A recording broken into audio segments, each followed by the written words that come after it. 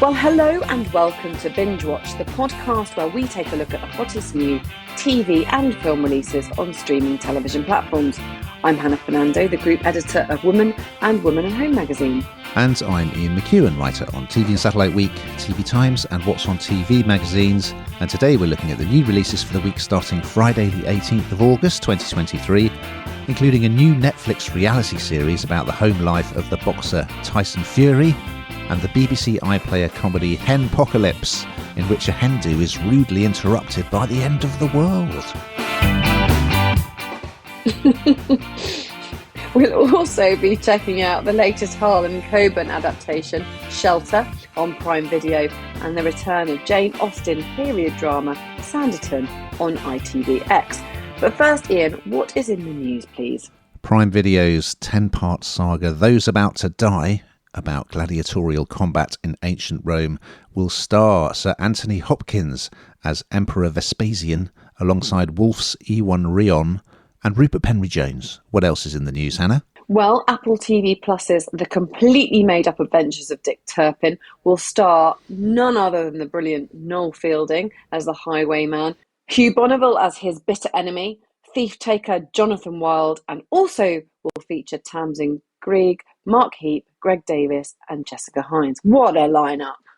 A good week, I would say, and again, quite a variety. We've got a thriller, we've got a reality show, we've got a period drama, and we've got a comedy, apocalyptic comedy no less.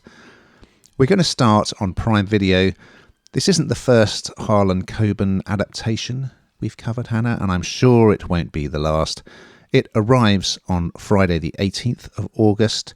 It's called Harlan Coben's Shelter, and here's a clip. I saw an old lady with long grey hair. She called out my name and she said my dad was still alive. What? And I know it can't be true because I watched him die. So Coben, of course, is an American crime writer who is a master of mystery. And this one, Shelter, it stars Jaden Michael from Colin in Black and White. He plays Mickey, a high school teen who survives a car crash that kills his father and puts his mother in hospital. I mean, it's not really a spoiler because that's the jumping off point for the story. But, I didn't mention it's 8 episodes either, released weekly. But before that, we get just a very brief scene of a group of children who are going into what looks like a kind of panic room or a strong room in the basement of a house. And then we change to what's happening to Mickey and his family. So obviously that scene will somehow be explained. It's a bit of backstory. Anyway, because of after the car crash, Mickey has to go and live with his aunt, who is played by Constance Zimmer from Entourage, in this suburban town called Castleton in New Jersey. So it's got all the classic tropes of the new kid trying to fit in at high school, and he's really good at basketball, but he's kind of given it up because of his grief. So he's kind of has a bit of a run-in with one of the jocks. He looks like he might have a romantic connection with another new student called Ashley, played by Samantha Bulliaro, but she vanishes, in fact, when they're about to have a first date. Meanwhile, he's sort of befriended by this nerdy character called, well, his nickname is Spoon. He's played by Adrian Greensmith. He's quite good value. And there's a creepy looking house. Of course there is. An abandoned creepy looking house in the town. And there's a sort of myth that a lady called Bat Lady lives there. Anyway, for reasons that I won't go into, he is drawn to this house. And of course, as always, some secrets from the past are going to be uncovered. There's a lot of quite familiar stuff in this, from the high school stuff to the creepy house, the mystery. But I actually thought Jaden Michael was very appealing as the young lead, Mickey. And if you like Coben, you're going to love this. It's absolutely spot on. What did you think, Hannah? It's quite creepy. It is creepy, but I don't mind creepy. I quite like creepy. That's fine. As long as I'm not on my own in the house, that's fine. But I find a lot of these things, I mean, I did like it. I'd like to just caveat what I'm about to say. Did enjoy it, but there are some quite obvious things in there, and that really irritates me with kind of creepy things, because I don't know if you ever think this. Why are you going to that house when it's so dark? Why you go? Why it's like some woman walking down the road on her own in the dark. Of course, you should be able to, but in reality, there's a killer on the loose in whatever show you're watching, and she continues to do it anyway, or unbolts the door even though there's someone there. It's kind of just infuriating, and so I did find at points in this that I was slightly irritated by it, but it is captivating. It is good, and don't be on your own in the house. We move to Netflix for our second offering of the week. This arrived on Wednesday, the 16th of August, a new reality show called At Home with the Furies. And here's a clip. The heavyweight champion of the world. When I stepped out the ring, I was pretty ready to be in the family man. The one and only. Tyson, what are you doing? Time for school. Where's your jumper? Just enjoy it now. Enjoy what? Well, thank you, Ian, for letting me preview this one, because I know I backseated it last week like some small child. But this is right up my street, as you'd imagine. Anyone who listens to Bingewatch will know this is right up my street. I mean, firstly, it's not surprising because I think both of us really quite like documentaries, particularly about sports people, and you always learn something. This is just different because this is reality. This is reality meets that sort of sports doc feel. So it's something slightly different, I suppose. And it's everything and more than what you'd expect. You'd imagine. So it's cameras. They've invited cameras into their house because Tyson has retired. He retired last April, but we all know the story of when he last retired, and he found it really difficult. He really struggled with his mental health, and I don't think he was really ready to retire, despite the fact that his wife and family might be pleased that he was, because of clearly, the work that he does isn't necessarily the safest job in the world. And so this program invites the cameras into his home and his home life, and sort of you get to see the family completely exposed. And I think we all think we know them quite well, and to a degree I think probably there aren't huge surprises in this, but they're actually very, very funny. There was a lot of reality shows that we've seen, like Sylvester Stallone one that we've talked about, that just doesn't hit the mark in quite the same way that this does. I mean, yes, enjoyable, but this, I don't know, this sort of really works. Loads of kids, 6 children, another one on the way. The camera crew, it's clearly highly edited. These things always are.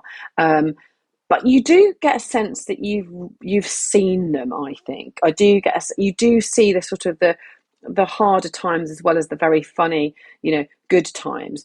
With that many kids in the house, I just have 2 and it's chaotic. Let alone adding another 4 to the mix and another one on the way, and the fact that their relationship is they've been together for years. But she gets him. She absolutely gets him, but equally doesn't want him to fight anymore. She wants him to be at home in the family. And he talks in there about all the achievements he's got, all the money he's got, everything he could possibly want. His biggest achievement is his family. But you sort of see the other side of him, the more human side of him. When you're watching him in a fight, you sort of it's the big I am, isn't it? It's all the talk, walk the walk, go out there and say, you see that sportsmanship.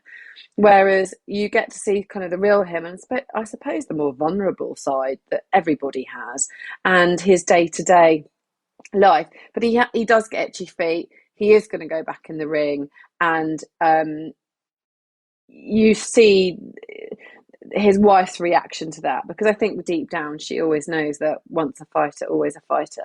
I thoroughly enjoyed it. I think it's completely entertaining, and as I said, I think it does exactly what it says on the tin. It delivers and some.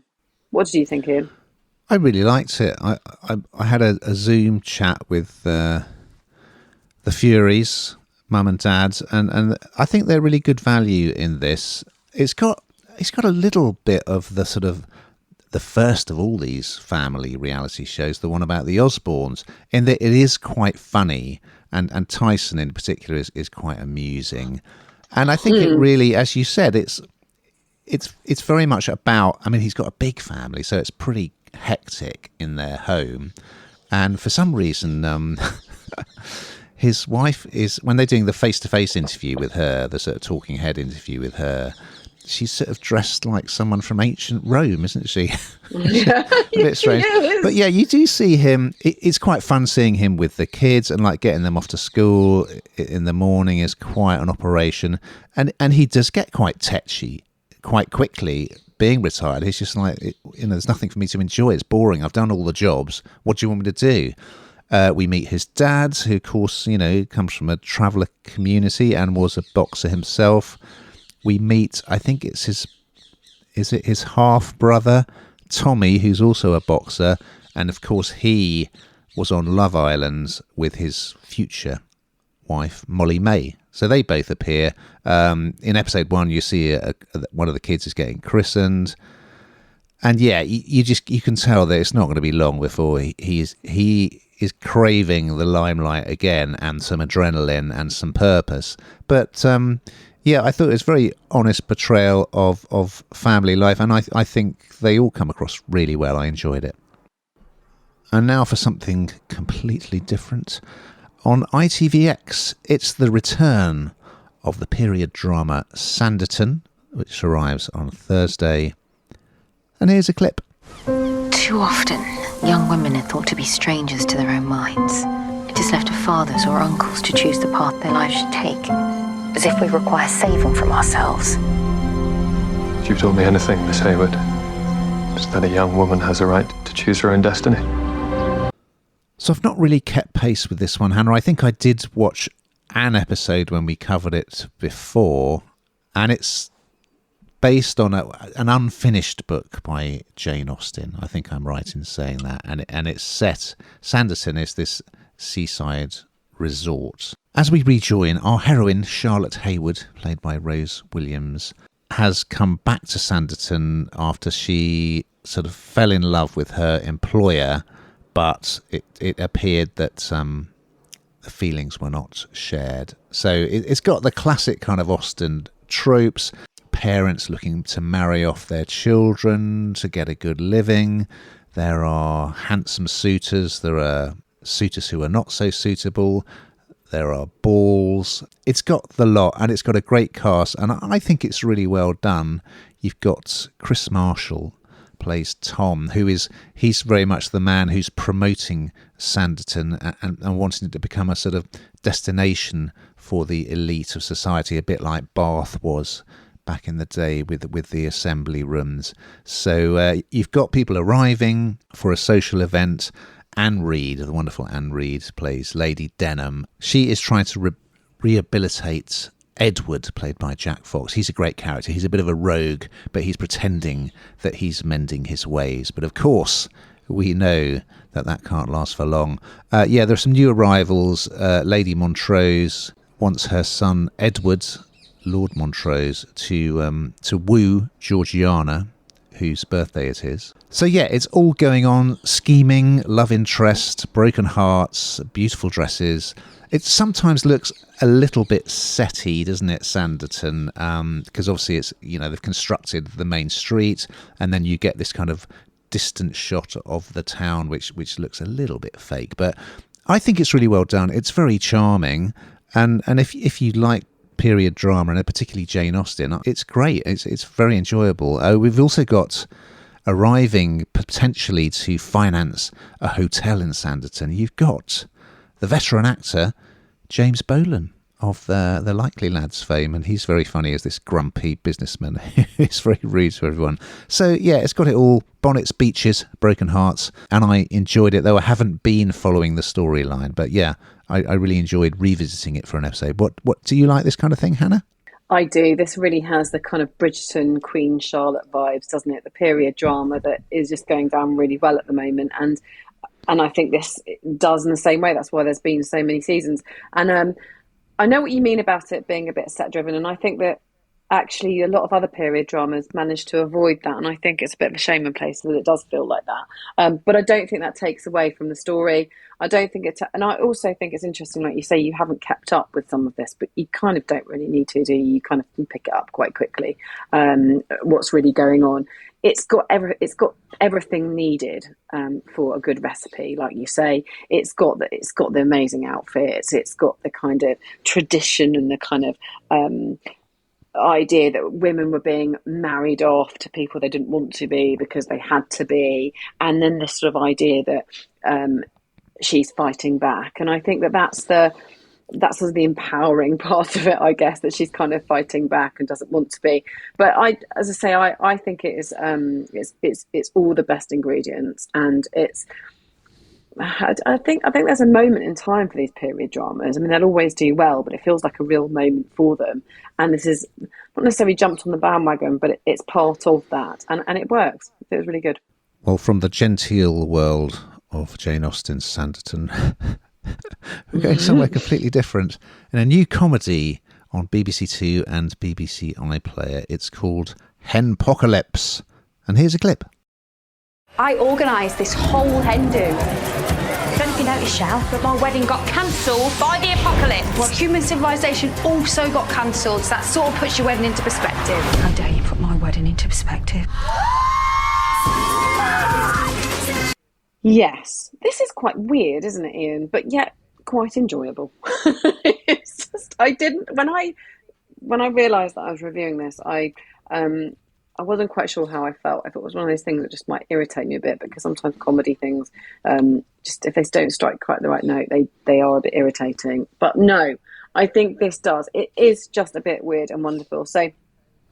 And it is very, very funny in places. So this follows 5 very loud friends heading to Wales. They go for a hen party, and there's 6 episodes of this, so you kind of need to be in it. Just binge it, just go for it, just night after night, just go for it, because it will have you laughing. And it's where the supernatural meets. We've had a few of these, a kind of this sort of sci-fi comedy thing. It sort of works in places, it sort of doesn't. But their celebrations are completely thrown into chaos when this epidemic brings about a terrifying apocalypse. Yes, you heard me right. That's why it's called Henpocalypse. Aren't they clever? So you see, they're in a very remote cottage. I mean, it's absolutely everything that's terrifying and creepy about that. The fact that they're there on their own. The friends are really, really good mates. So and actually I think that works really well. I think they've been cast really well, because they do feel like they know each other. It feels very comfortable between them all. They're drinking, they're dancing, they're just being completely crazy. Lots of men to look at as well, if you like that sort of thing. And they have to learn how to survive. And once you know the women involved in it, these 5 working class women, they've got some grit about them between them, but they've got to really think about that. They've got to really work out what skills they've got to see them through this time. And even when all of this is occurring, there's a proper bride. The bride is a proper bridezilla, and she just makes some really cracking, really, really funny jokes, despite the fact, about it ruining her day, because of course it's all about her, because it is all about the bride. It is. I think it works. I'd say I was a bit worried when I first thought, oh God, I'm not sure this is me, because I struggle sometimes with 2 genres meeting. But it works. It's funny, and they pull it off. What did you think? I really liked it, actually. I think this has got guilty pleasure written all over it. It's actually written by Caitlin Moran's sister, and I think they wrote Raised by Wolves together, which was the comedy based on their rather unusual upbringing. So when it started off, it was very exaggerated hen party, and everything was penis shaped, and I wasn't sure it was going to be for me, but I really got into it. It's got Elizabeth Barrington plays the mother of the bride. It's a great role for her, and Lucy Shorthouse plays the bridezilla.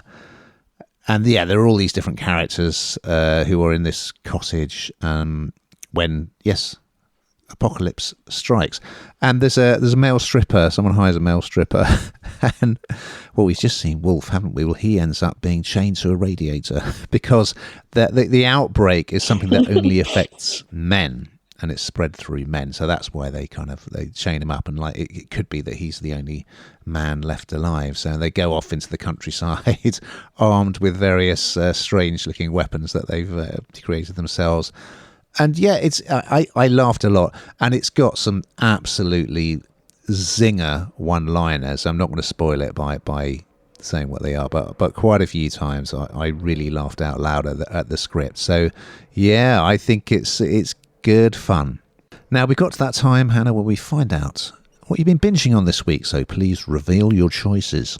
Well, there's a few this week, but I'm going to stick with two because I went to watch The Meg 2 at the cinema, which, yeah, I know, you don't need to say anything. It's as bad as you might believe. And but a firm favourite with the children. And also, I don't know how I've missed this, but I watched some of it and I forgot about it. I'm back into The Crown, the 5th series, because, of course, The Crown will be back, won't it? Not too many months' time.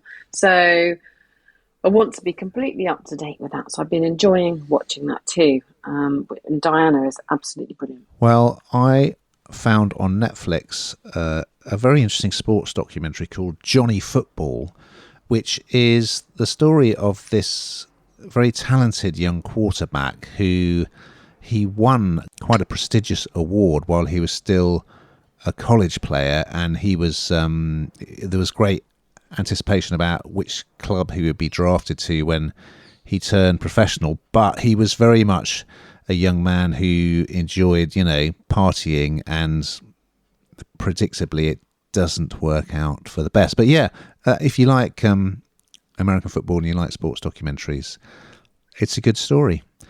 Now, we've just got time to look ahead to what we're going to be looking at next week. So what's on the menu, Hannah? Evan Ahmed is a British teacher living a very mysterious double life in a Netflix's Spain-set thriller. Who is Aaron Carter? And Rosario Dawson stars as formidable fighter Ahsoka Tano in the latest Star Wars spin-off, Star Wars Ahsoka, on Disney+. So we look forward to those and much, much more. But in the meantime, keep watching.